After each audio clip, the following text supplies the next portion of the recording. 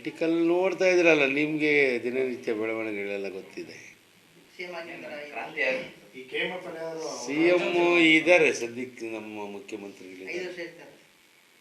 ಹೈಕಮಾಂಡಿಗೆ ಬಿಟ್ಟಿದ್ದದೆಲ್ಲ luck ಇದೆ. ಲಕ್ಕಲ್ಲೇ ಮುಂದುವರಿತಾ ಇದ್ದಾರೆ. ಮುಂದಿನ ದಿನ ನಾವು ಅದನ್ನ ಹೇಳೋಕ್ಕಾಗಲ್ಲ, ಹೈಕಮಾಂಡ್ ಡಿಸಿಷನ್ ಮಾಡ್ತಾರೆ.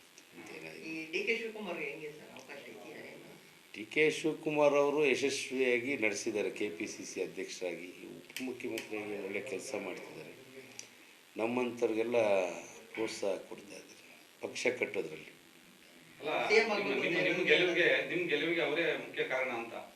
ಗೆಲುವಿಗೆ ಪಕ್ಷ ಡಿ ಕೆ ಶಿವಕುಮಾರ್ ಸಾಹೇಬ್ರದ್ದು ಇದೆ, ಸಿದ್ದರಾಮಯ್ಯ ಸಾಹೇಬ್ರದ್ದು ಇದೆ.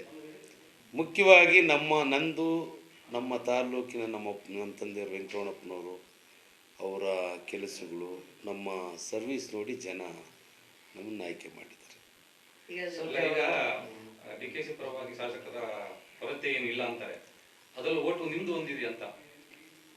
ನಂದು ಹೈಕಮಾಂಡ್ ಪರ ಇರುತ್ತೆ. ಹೈಕಮಾಂಡ್ ಏನು ನಿರ್ಧಾರ ತಗೊಂಡ್ರೆ ಅದಕ್ಕೆ ಬದ್ಧರಾಗಿರ್ತೀವಿ ನಾವು. ಯಾಕಂದರೆ ನಾವು ಇನ್ನೊಬ್ಬರ ಬಗ್ಗೆ ಮಾತಾಡೋ ಅಷ್ಟು ದೊಡ್ಡದಾಗಿ ಬೆಳೆದಿಲ್ಲ, ನಮ್ಗೆ ಬೇಕಾಗಿಲ್ಲ. ನಮಗೇನಾದರೂ ತಾಲೂಕು ಡೆವಲಪ್ಮೆಂಟ್ಗೆ ಹೆಚ್ಚಿನ ಆದ್ಯತೆ ಕೊಡ್ತೀನಿ.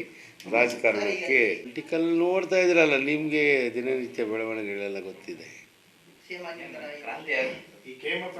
ಸಿ ಎಂ ಇದ್ದಾರೆ ಸದ್ಯಕ್ಕೆ, ನಮ್ಮ ಮುಖ್ಯಮಂತ್ರಿಗಳಿದ್ದಾರೆ. ಹೈಕಮಾಂಡಿಗೆ ಬಿಟ್ಟಿದ್ದದೆಲ್ಲ ಲಕ್ ಇದೆ. ಲಕ್ಕಲ್ಲೇ ಮುಂದುವರಿತಾ ಇದ್ದಾರೆ. ಮುಂದಿನ ದಿನ ನಾವು ಅದನ್ನ ಹೇಳೋಕ್ಕಾಗಲ್ಲ, ಹೈಕಮಾಂಡ್ ಡಿಸಿಷನ್ ಮಾಡ್ತಾರೆ. ಡಿ ಕೆ ಶಿವಕುಮಾರ್ ಅವರು ಯಶಸ್ವಿಯಾಗಿ ನಡೆಸಿದ್ದಾರೆ. KPCC ಅಧ್ಯಕ್ಷರಾಗಿ, ಉಪಮುಖ್ಯಮಂತ್ರಿಯಾಗಿ ಒಳ್ಳೆ ಕೆಲಸ ಮಾಡ್ತಿದ್ದಾರೆ. ನಮ್ಮಂಥವ್ರಿಗೆಲ್ಲ ಪ್ರೋತ್ಸಾಹ ಕೊಡ್ತಾ ಇದ್ದಾರೆ ಪಕ್ಷ ಕಟ್ಟೋದ್ರಲ್ಲಿ. ಗೆಲುವಿಗೆ ಅವರೇ ಮುಖ್ಯ ಕಾರಣ ಅಂತ.